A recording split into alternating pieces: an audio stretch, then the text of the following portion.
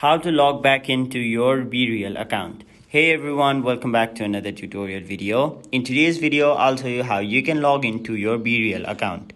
So let's say you already created a BeReal account on this phone or any other phone. And now let's say you want to log back into your account. So to do that, first of all, you'll have to open the BeReal application. Now, as soon as you open the app, it'll ask you to enter your name. So simply enter the name which you used while creating your account. After that, tap on the option continue. Now you'll have to enter your date of birth or your birthday. So simply enter that over here and then tap on the option continue. Now you'll have to also enter the phone number which you used while creating your BeReal account and then tap on the option continue. After that, they will send a 6-digit verification code to your phone number. So as you can see, the code has just arrived. So simply enter the code and then it will automatically take you to the next page.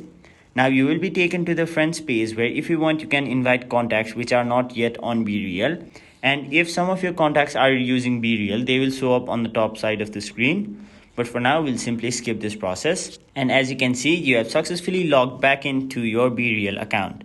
So that was it for this video. Hope this video was helpful to you guys. And if it was, make sure you like this video and subscribe to our channel so that you don't miss out on further videos such as these.